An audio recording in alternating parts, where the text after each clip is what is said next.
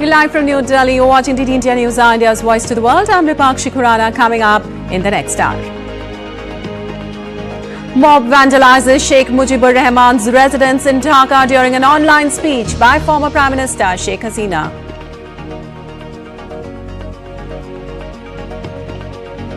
Ceasefire in East Congo appears to crumble as rebels take another town. UN estimates at least 2,900 killed in fighting in DRC's Goma. Trump signs executive order to bar transgender athletes from girls and women's sports, says US will push IOC to change its rules on transgender before 2028 Los Angeles Games. French Prime Minister Francois Bayrou survives no confidence motion in Parliament, paving way for the adoption of country's budget for 2025. In cricket, after decimating England in T20 format, India to meet England in first one-day international in Nagpur on Thursday.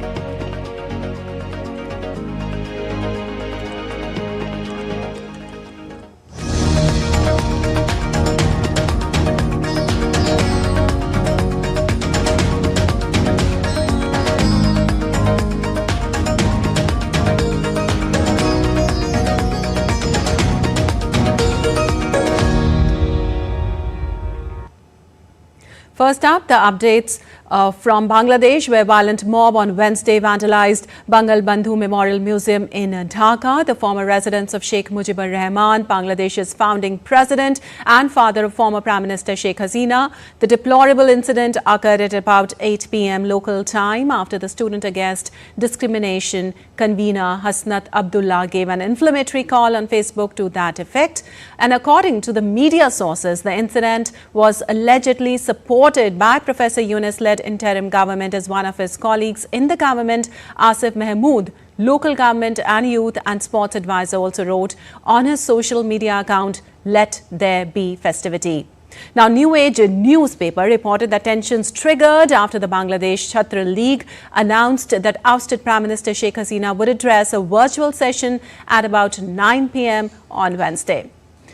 Also earlier, Dhaka Metropolitan Police Joint Commissioner for Crime, Mohammad Farooq Hussain, said that they had deployed additional police forces in and around the Mujib Memorial Museum. However, eyewitnesses said that the protesters were able to reach the museum without major obstacles. And in a significant escalation of unrest, Rwanda-backed M23 rebels have seized control of areas in eastern Congo, defying the ceasefire they declared for humanitarian aid. Despite announcing the truce for humanitarian corridors, fighting continues with rebels taking over key issues along the route to Bukavu after they seized Goma last week. The capture has displaced hundreds of thousands of people and fanned fears of a wider regional war. Congo has accused Rwanda of using the M23 to pillage valuable mineral deposits. Rwanda said it is acting in self-defense and to protect ethnic Tutsis. Well, a Congo military court has issued an international arrest warrant for rebel leader Nanga on Tuesday, accusing him of war crimes and treason. Meanwhile, the UN Office for the Coordination of Humanitarian Affairs on Wednesday estimated at least 2,900 people died in Goma. Well, International Criminal Court prosecutors said they were closely monitoring events after reports of possible war crimes in the Battle of Goma. So far, 2,000 bodies have been collected from the Goma streets in recent days, and 900 bodies remain in the morgues of the Goma hospitals. We do not think that number would not go up. We expect this number to go up. And there's still many decomposing bodies in certain areas. And DD India's Amit Mukherjee joins us for more on the story. Well, Amit, good morning. Ceasefire in East Congo doesn't seem to hold, and United Nations estimates many have been killed in fighting so far. Does that spark fears of a wider war in the region? Well, Lipakshi, this conflict has been going on for the last 3 decades, in fact, more than 30 years. And this conflict is primarily between two, ethnic communities, the Hutus and the Tutsis, which have, from time and again, there has been a shift in power equation as far as both these communities are concerned. In fact, it started in 1994 when there was an attempt of ethnic cleansing of the Tutsis by the Hutus. Now, Tutsis over the period of time they have gained power, and right now the M23 rebels, which are being referred to right now in the present conflict, they are basically a group formed by the Tutsis. Now, the whole again, it's very important to say that this particular region, Congo, where the conflict is happening, it's rich in minerals, and whoever gets control of these rich mineral deposits has the power actually to call the shots. So, which is why there was a ceasefire after a severe violence was reported in the Goma region of Congo. But again, within a few days, this entire this ceasefire was violated, and the M23 rebels captured another town called Nayabibwe. Now, again, this is a town which is the second largest town of Congo, and it is very, very rich in mineral deposits. Primarily gold, tin, and coltan. Now, these are very, very resourceful. These are very, very important minerals as far as manufacturing of mobile phones and other electronic items are concerned, and they have a very, very big global market. So again, now that the M23 has escalated again their assault, saying that the interests of the Tutsis in this region are not being met. So which is why again we are seeing an escalation of this conflict. And since this conflict has been raging for more than 30 years now, countries around that region have always been feeling insecure, and the unrest and uncertainties have always been there, which is why a lot of countries, including South Africa, Malawi, they had deployed peacekeeping forces, but those things are not working at this point in time because the violence has escalated to a very high level. So again, yes, definitely there is a lot of concern among countries which are surrounding this region of Congo.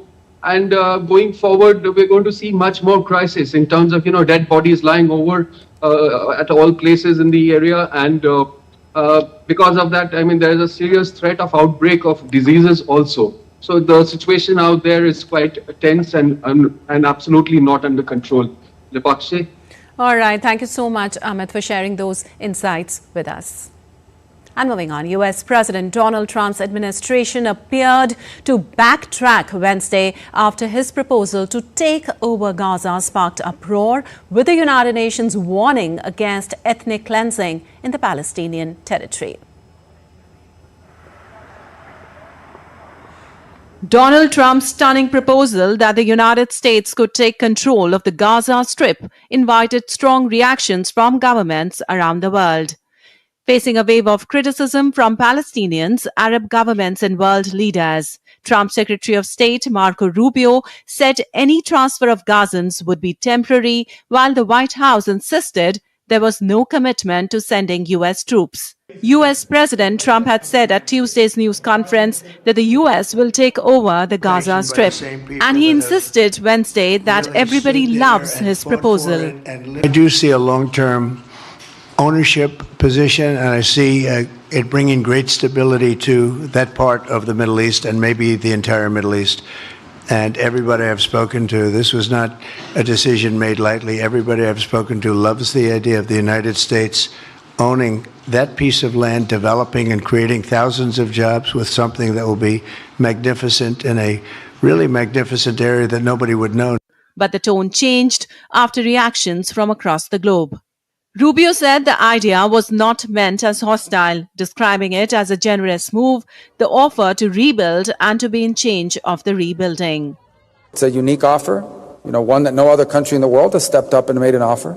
But I think it's one people need to think about. Seriously, it was not meant as a hostile move. It was meant as I think, a very generous move, the offer to rebuild and to be in charge of the rebuilding of a place, many parts of which right now, even if people move back, they would have nowhere to live safely because there are still unexploded munitions and debris and rubble.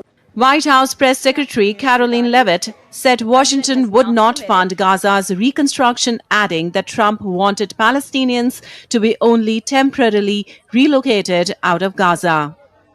The United Nations warned against ethnic cleansing in Gaza. In the search for solutions, we must not make the problem worse. It is vital to stay true to the bedrock of international law. it is essential to avoid any form of ethnic cleansing. Guterres' spokesman Stefan Dujarric further reinforced the world body's view on the matter, adding that any forced displacement of people is tantamount to ethnic cleansing. Israel Prime Minister Benjamin Netanyahu has, however, welcomed the plan, urging that the idea should be pursued and implemented. But the actual idea of allowing first Gazans who want to leave, I mean, what's wrong with that? They can leave. They can then come back, they can relocate and come back, but you have to rebuild Gaza. If you want to rebuild Gaza, you can't have, this is the first good idea that I've heard. It's a remarkable idea. And I think it should be really pursued, examined, pursued, and done, because I think it will create a different future for everyone. Leaders of Egypt, UAE, Jordan, France, China and the EU have opposed the view. The European Union stressed that Gaza is an integral part of a future Palestinian state. Bureau Report, DT India. And Israel's Prime Minister Benjamin Netanyahu met with US Vice President J.D. Vance during his trip to Washington on Wednesday. Well, United States National Security Advisor Michael Waltz also attended the meeting, and on Tuesday, during a press conference with Netanyahu, U.S. President Donald Trump said that the United States would take over the Gaza Strip and develop it after Palestinians are resettled elsewhere, actions that would shatter decades of U.S. policy towards Israeli-Palestinian conflict. Also, Donald Trump hosted Israeli Prime Minister Benjamin Netanyahu as first guest in his second term. And meanwhile, U.S. Defense Secretary Pete Hegseth welcomed Israeli Prime Minister Benjamin Netanyahu to the Pentagon in Arlington, Virginia. During the visit, Hegseth emphasized the importance of peace through strength and noted that the Pentagon is ready to look at all options regarding Gaza. Well, Hegseth's remarks came a day after President Donald Trump expressed interest in U.S. control and redevelopment of the region.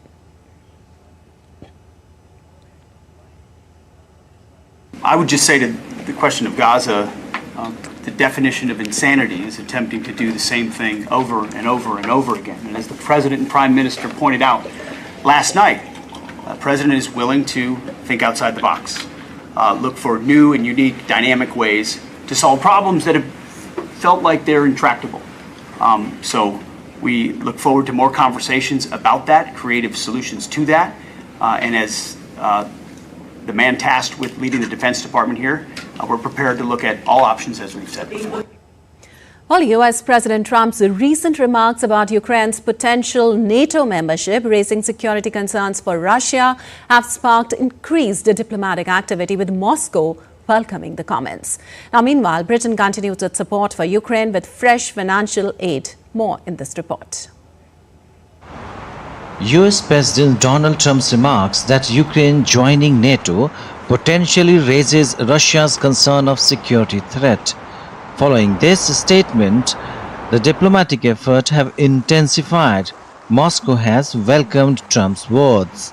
Впервые президент Трамп For the first time, President Trump, in one of his first speeches criticizing the position of the Biden administration on the Ukraine crisis, bluntly said that one of the main mistakes was drawing Ukraine into NATO, and that if Trump had been president in the previous 4 years, that would not have happened and the conflict would not have started.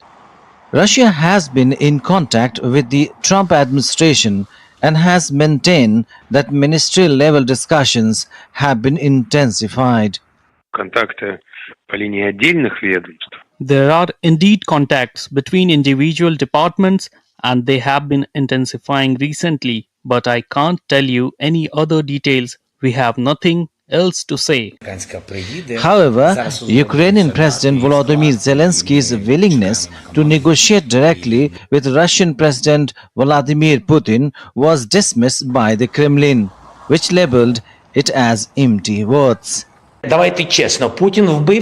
Let's be honest. If our allies believe we must move to the diplomatic track, and I believe we are ready to move to the diplomatic track, there must be the United States of America, Europe, Ukraine, and Russia. If that was the only setup in which we can bring peace to the citizens of Ukraine and stop losing people, definitely we will go for this setup. for a meeting with these 4 participants.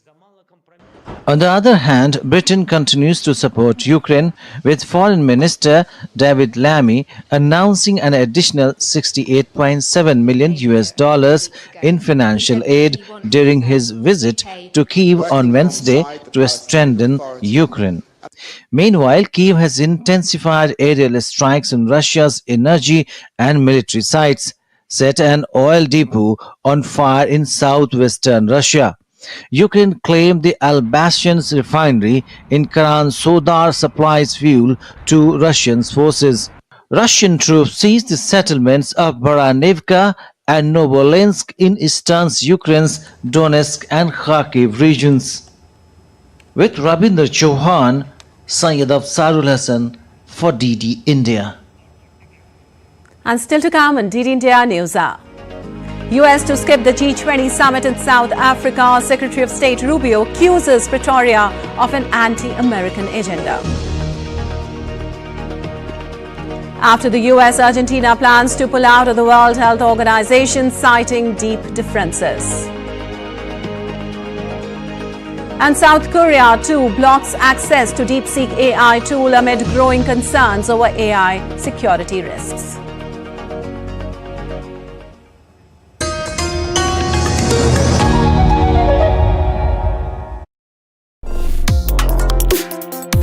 Complex issues, hidden agendas, twists and turns, strategic games. We think all dots are linked. We just need to connect them. Join me every week as I connect the dots to unravel hidden designs in statecraft, mysteries, and decode issues that matter to you. Watch Connecting the Dots with me at these times on DD India.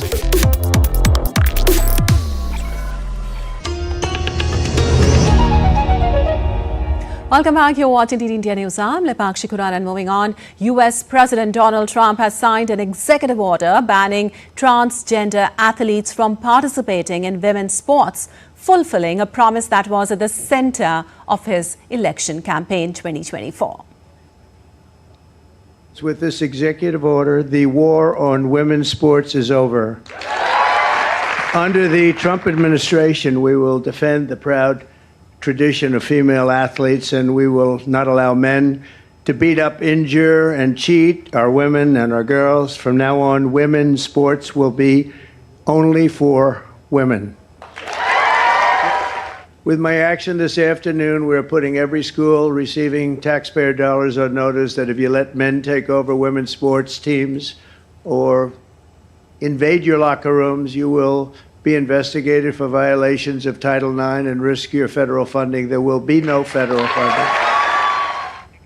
Well, the order titled Keeping Men Out of Women's Sports mandates that Title 11(9), the federal law banning sex discrimination in schools, be interpreted as prohibiting the participation of transgender girls and women in female sports, and the order will call for immediate enforcement in schools nationwide. Well, the order, which is likely to face legal challenges, threatens to cut off federal funding for any school that allows transgender women or girls to compete in female-designated sporting competitions. And the official said the Department of Education would lead investigations into schools to ensure compliance, but that work could shift to other agencies if the department is dismantled. Secret Services. And after a crucial meeting with US President Donald Trump, Texas Governor Greg Abbott announced on Wednesday that he is demanding an $11 billion reimbursement for the state's border security efforts.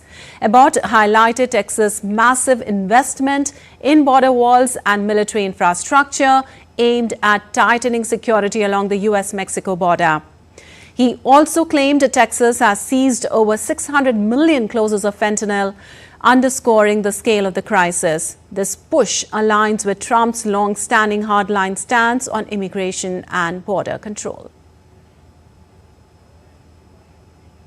What Texas is seeking is reimbursement to the state of Texas of about $11 billion of costs incurred over the past 4 years because of the unprecedented illegal crossings that took place that has never before happened. And what Texas did, we've already finished 56 miles of border wall. We have under construction another 18 miles of border wall. We've acquired and in the process of finishing the acquisition of more than 100 miles of land for more than 100 miles of more border wall. Those are real tangible real estate assets for the federal government.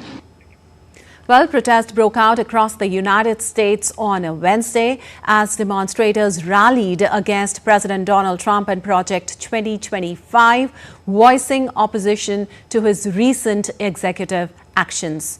Now, Project 2025 proposes enforcing laws that make it illegal to mail abortion pills over state lines, criminalizing adult films, and eliminating the Department of Education. The project also advocates a sweeping elimination of environmental regulations and a crackdown on programs to boost diversity in the workplace, which the project argues are broadly illegal. The project also calls for a broad expansion in presidential power by boosting the number of political appointees and increasing the president's authority over the Justice Department. And U.S. Secretary of State Marco Rubio has said he will not attend the G20 summit in South Africa, accusing the host government of an anti-American agenda. Rubio's announcement comes 2 days after U.S. President Donald Trump lashed out at South Africa over land reforms aimed at redressing inequalities perpetrated during the apartheid era. In a post on X that took on the tone of Trump, Rubio said he would boycott the G20 talks of foreign ministers in Johannesburg on February 20th and 21st. Well, earlier this week, South African President Cyril Ramaphosa rejected Trump's assertions that South Africa was confiscating land and said he was ready to explain his government's land reform policy to his U.S. counterpart. And Guatemala has agreed to ramp up the number of deportation flights it receives from the United States after a visit from Secretary of State Marco Rubio. Speaking alongside Guatemalan President Bernardo Arévalo in a joint press conference, Rubio said he had pledged U.S. support to the Central American country's efforts to return people not from Guatemala to their homeland. Since taking office on January 20th, President Donald Trump has stepped up the number of migrants the U.S. deports to Latin America, including using military planes for repatriation flights. The president who's made the offer today, then we'll be working on the details of all of this, but the offer to increase these flights and these deportations by 40%. It's very important for us in terms of the migratory situation that we're facing. His willingness to accept not just nationals, but those from other nationalities as they seek to ultimately return to their own homelands is also important, and we've pledged our support with those efforts. While U.S. Secretary of State Marco Rubio also announced on Wednesday that he will sign a waiver for programs aimed at combating drug trafficking in collaboration with Guatemalan authorities, as these initiatives align with their national interest. Example of foreign aid that's in our national interest. That's why I've issued a waiver for these programs. That's why these programs are coming back online and they will be functioning, because it's a way of showing to the American people this is the kind of foreign aid that's aligned with our foreign policy, with our national interest. That's why we want to take the relationship Guatemala has with Taiwan and expand it beyond diplomatic relations to stronger economic ties as well in terms of bringing investment. Well, Argentina has announced that it plans to pull out of the World Health Organization, following in the footsteps of the United States, which announced its exit from the UN agency last month. Argentina's President Milei, who considers Trump a close ally, ordered the country's exit in response to differences regarding the WHO's management of health issues, particularly its handling of the COVID-19 pandemic. Now, the two leaders have each criticized the World Health Organization for its handling of the COVID-19 pandemic. A spokesperson for President Milei said the decision to exit the WHO was triggered by differences regarding health management, especially during the COVID pandemic. He said WHO guidelines at the time led to the largest shutdown in the history of mankind.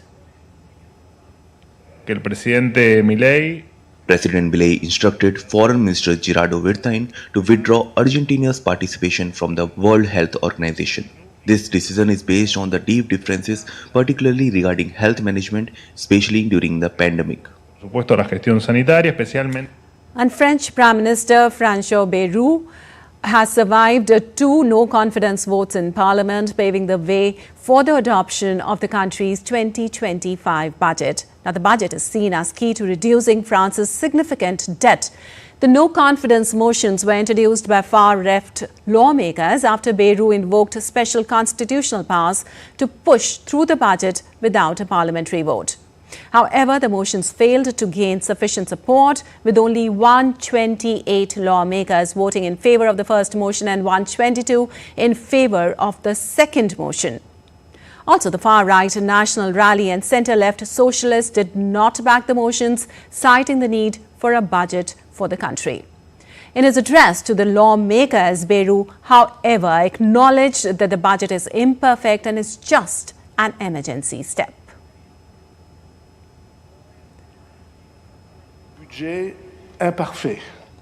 We have an imperfect budget, and I would like to tell those who have noticed that our goal, our intention is for this budget is to not the same next year.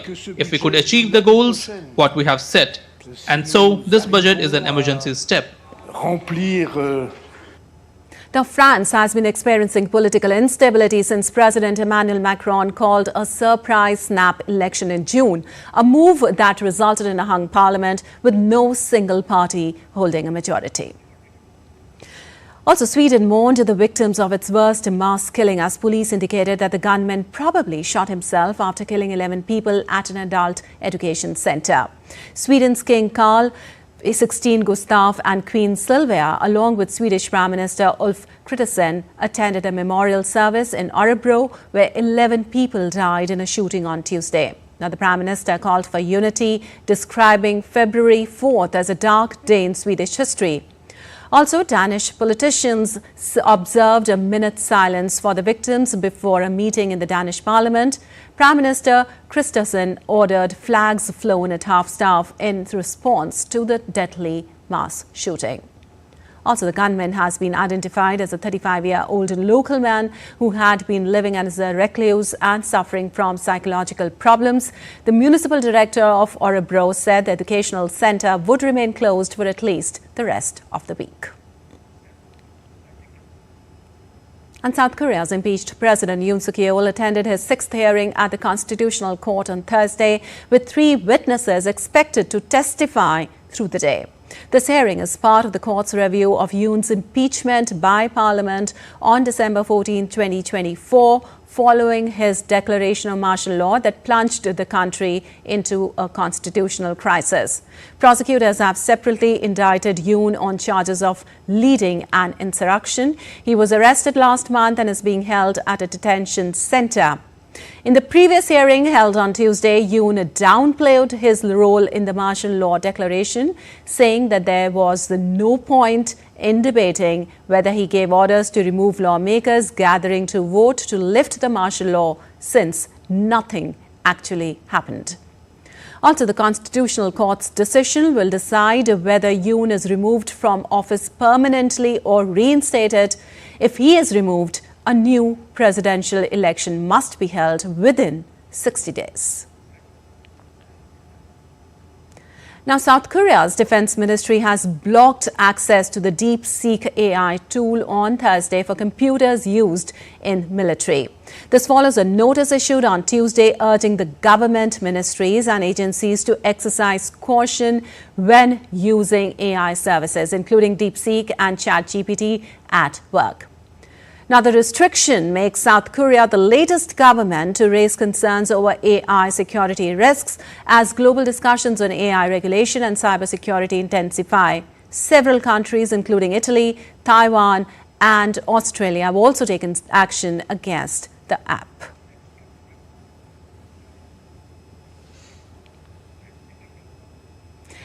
And Pritisha Prasad, better known by the artist name Pritisha M, is a talented 12-year-old from Springs on the East Rand in Gauteng, South Africa.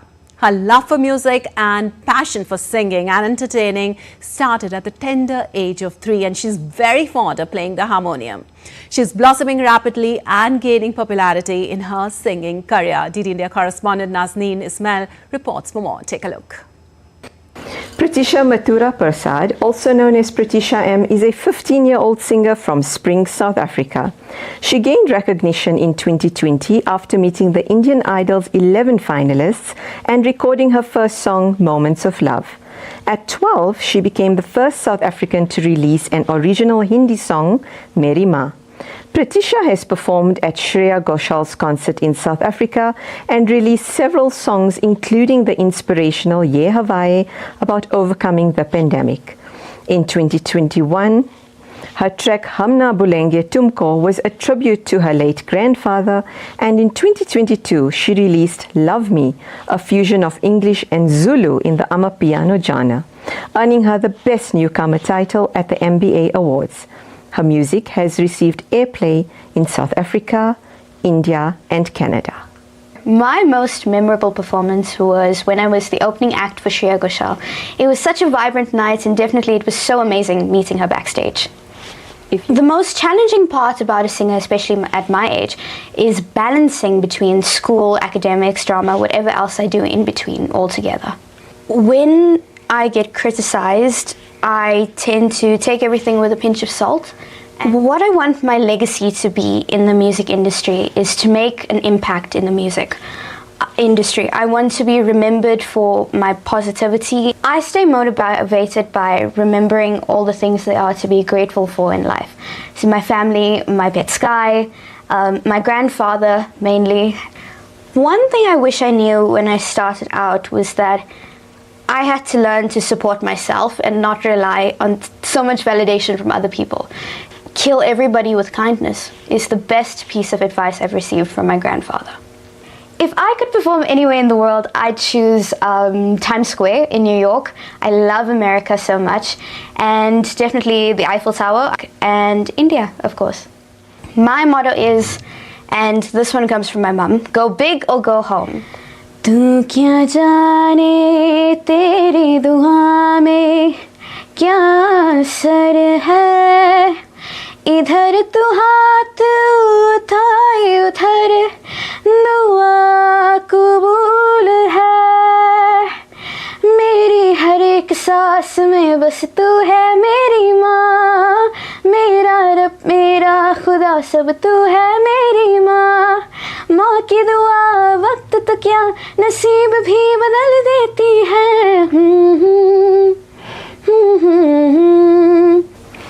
Thank you so much for sharing your insights on your music journey with us today.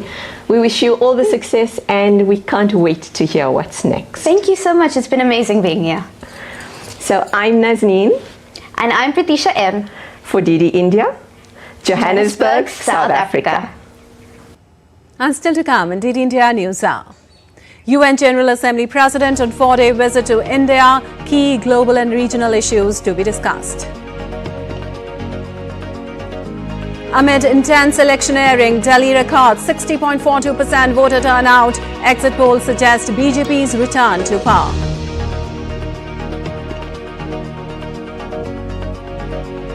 And the religious fervour continues at Mahakumbh 2025.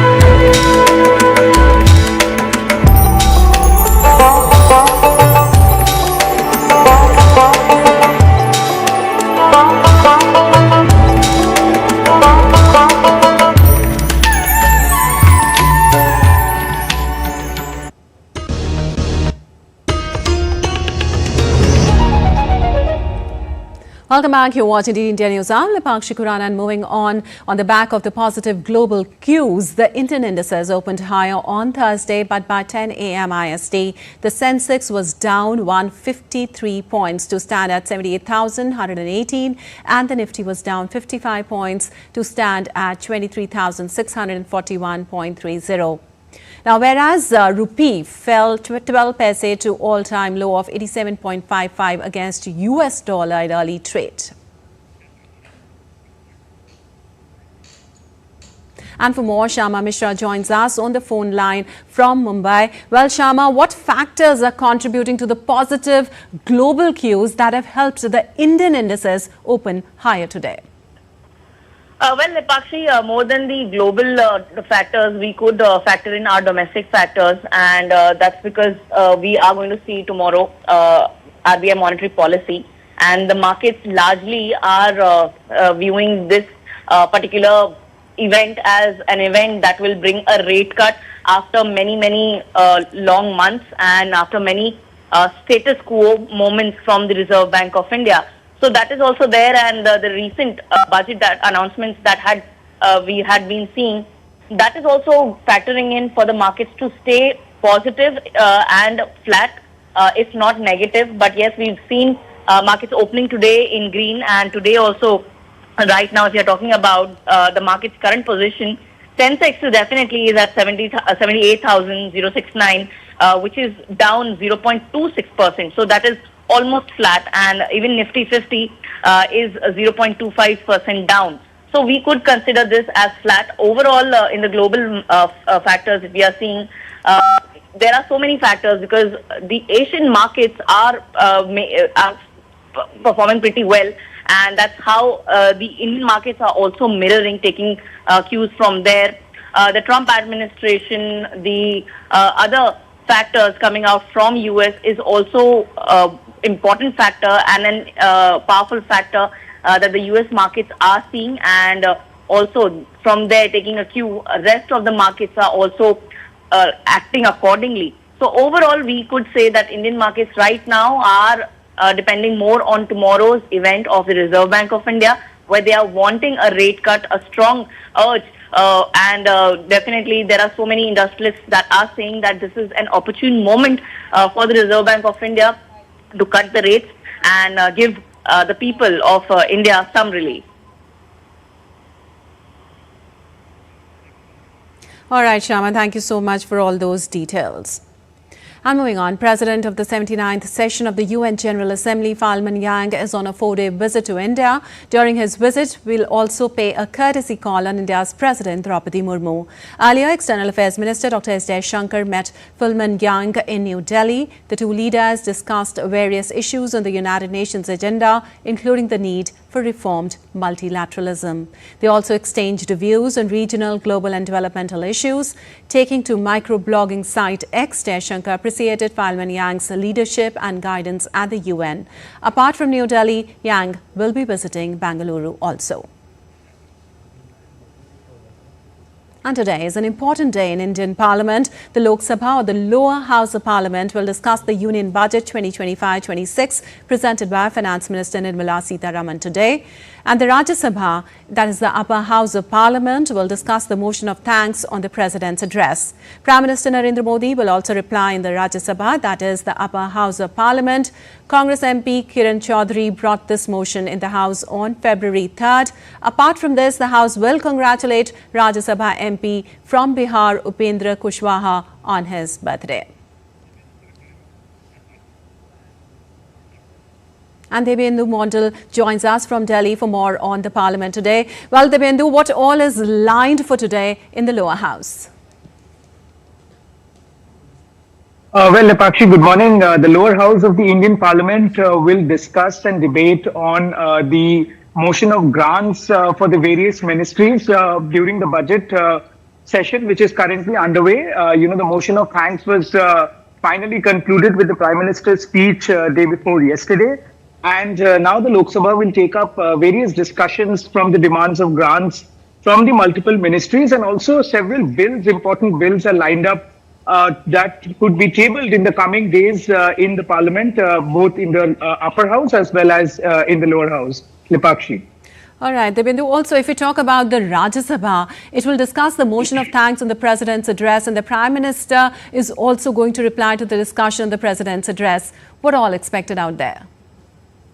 Well, Lipakshi, that's right. In the upper house, like we have seen in the lower house of the Indian Parliament, the Prime Minister is likely to reply this afternoon, in fact this evening, when the motion of thanks debate will be underway in the upper house of Parliament. Like we have seen in the lower house, the Prime Minister is of course going to lay out the achievements of his government over the last 10 years. And also it will, there could be some tearing apart of the opposition's allegation that the opposition had made during the debate on the motion of thanks. And of course, it is expected that the Prime Minister will give his reply in the upper house at about 4 p.m. This evening. Lipakshi. All right, Debindu, thank you so much for all those details. And amid high-octane electioneering, voting for the 70-member Delhi Assembly took place on Wednesday. 60.42% voter turnout was reported till 11:30 p.m. local time. Exit polls predict that the BJP may be returning to power after 2 decades. DD India's Rahul Upadhyay brings us more on this.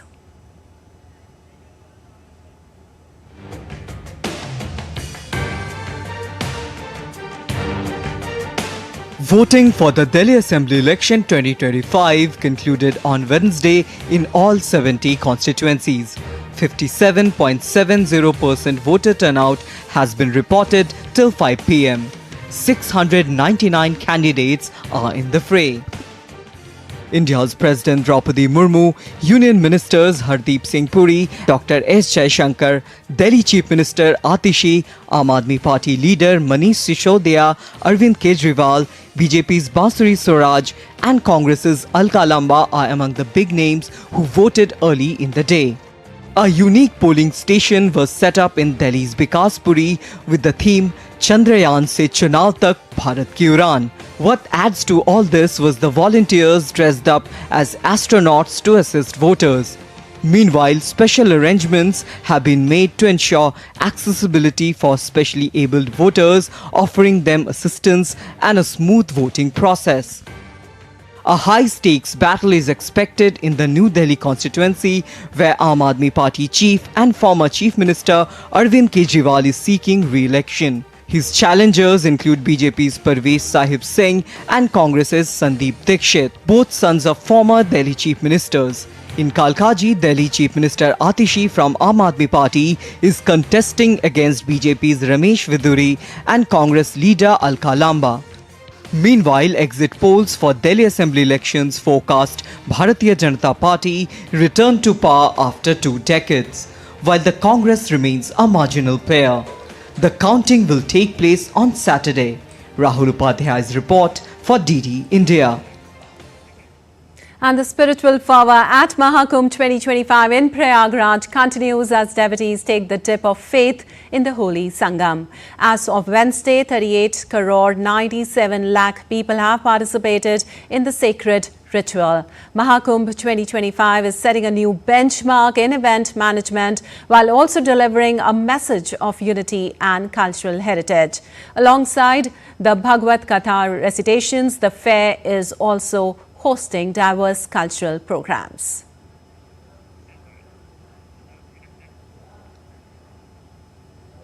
And for more on this, we have Siddharth Bharadwaj joining us from Prayagraj. Well, Siddharth, good morning. Give us the latest from the sacred land of Mahakumbh. Well, Lipakshi, Namaskar, Pranam, and a very good morning to you from the holy land of Prayagraj. I am here at Kali Marg, and you can see behind me the influx of devotees who are coming here from all walks of life, and it is increasing with each passing day. And you've also told our viewers around 38 to 39 crore devotees have already taken dip in the Trivedi Sangam, which is the confluence of river Ganga, Yamuna and Saraswati. And the dedication is, the dedication of people cannot be compared. They are carrying luggage on their heads and walking to Trivedi Sangam. They are walking here. This is the entry point where I am standing at Kali Marg, and you can see behind me it's written Mahakumbh Prayagraj 2025. This is the entry point. If I may request my my camera person to actually zoom a bit, and I'll show you, clearly the entry point. This is the entry point, Lipakshi. For all our viewers who have just tuned into DD India, it's written Prayagraj Mahakumbh 2025, and you can see the influx of devotees and pilgrims who are coming here to take holy dip in the Triveni Sangam. The traffic has been stopped around from 50 to 20 kilometers from, and beyond this point there are no vehicular movement, also here carrying luggage on their head, and this certainly shows the devotion, divine, this actually an auspicious moment, a divine moment, and a very pure moment where people are coming here from all walks of life to take holy dip in Triveni Sangam. And it's just not about holy dip. It's not just restricted to that. I keep saying this time and again. It's a journey of knowing oneself. It's a different experience altogether. It's an alignment which has come after 100. It's a journey of knowing oneself and journey of knowing Sanatan Dharma, the significance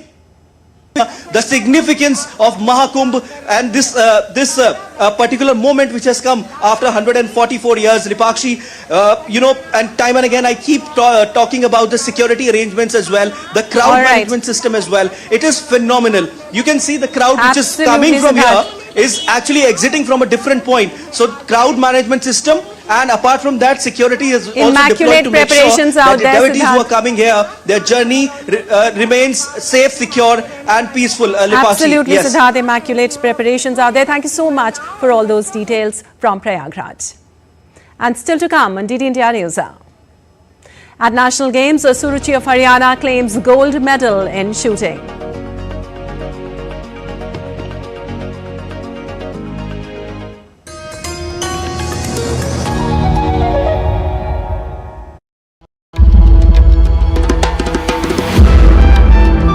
Timeless, boundless and infinite, the essence of faith, the soul of Sanatan culture, from the sacred confluence of Prayag, where divinity descends to earth. Witness the grandeur, the devotion, the magic, world's largest cultural and spiritual gathering, with over 450 million devotees expected to attend. Mahakumbh, India's greatest festival of faith. Exclusively on DD India.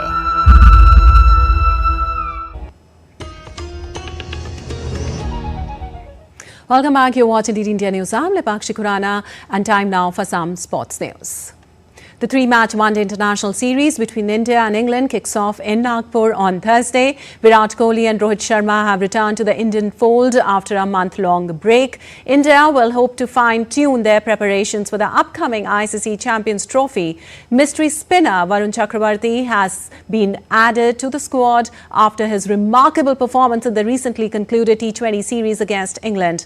England batsman Joe Root will make his first ODI appearance since 2023 after being named in the team for the opening match, and England will be eager to make up for a 4-1 defeat in the T20 series.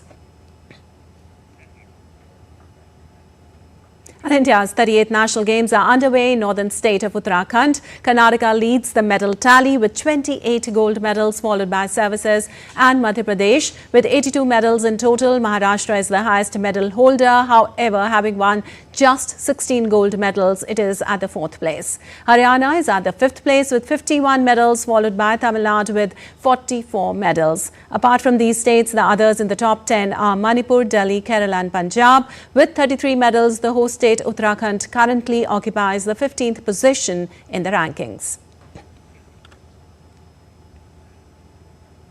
And on to the other updates. The shooting events saw intense competition at the Trishul shooting range with top athletes from across the country showcasing their skills. In the 10-meter air pistol women final, Suruchi from Haryana claimed the gold medal with a remarkable score of 245.7. Palak, also from Haryana, secured the silver medal with 243.6, while Simranpreet Kaur Barar from Punjab took home the bronze medal with a score of 218.8. While Uttarakhand and Kerala have secured thrilling wins in the semi-final of men's football at the 38th National Games in Uttarakhand, the semi-final between Delhi and Uttarakhand was an exciting contest. Delhi's Mohammad Ijaz Ahmed broke the deadlock in the 21st minute, putting his team ahead. However, Uttarakhand fought back with Ayush Bisht netting a crucial equalizer. With the match ending in a 1-1 draw, the winner was determined via penalty shootout. Uttarakhand held their nerve, sealing a 5-3 victory. In another semi-final, Kerala saw a fiercely contested battle against Assam. Both teams displayed exceptional defensive resilience, resulting in a goalless draw at the end of regulation time. And the game went to the penalty shootout, with Kerala pulling off a 3-2 victory. And for more on this, we have Narayan Singh joining us from Dehradun. Well, Narayan, tell us about the special performances during the 38th National Games and how are they influencing the sports culture in India? Good morning, Lipakshi. As we mentioned, that great sporting culture is on display here in Uttarakhand during the National Games, and fantastic performances are delivered by our athletes. The most important thing is about it's not only about winning the medals, but it's all about making the India sporting ecosystem strong, making the India's grassroots level sports strong, and also to make India's sport a pan-India thing. Especially the most important thing I witnessed here, the world champion players and the international players are here.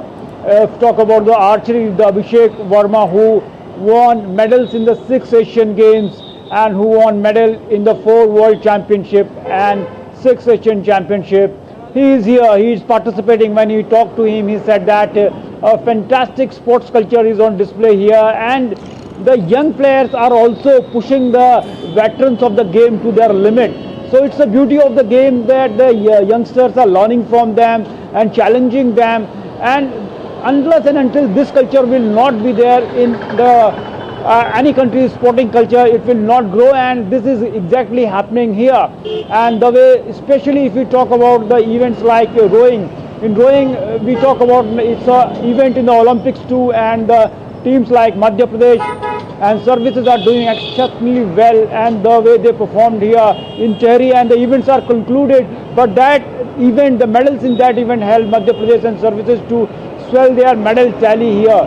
And talking about the boxing, the semi-final matches will take place today, and a stiff challenge, stiff competition they are posing to each other. And apart from that, so important for the development of any country is the infrastructure of the sport.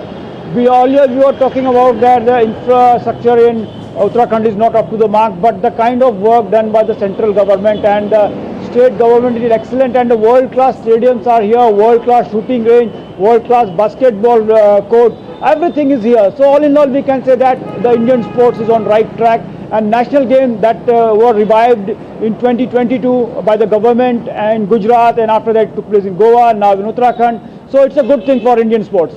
All right, Narayan, thank you so much for all those details from there. And all right, that's all for this edition of DD India News Hour. But let us know your thoughts on the news of the day. For those on the go, you can get all the latest news and updates from India and across the world on the DD India mobile app. The app is available on both Android and iOS platforms. Scan the QR code on the screen to download now. Well, we'll be back with more news as it breaks here on DD India. I'm Lipakshi Khurana from all of us here in Delhi. Thanks for watching DD India News Hour.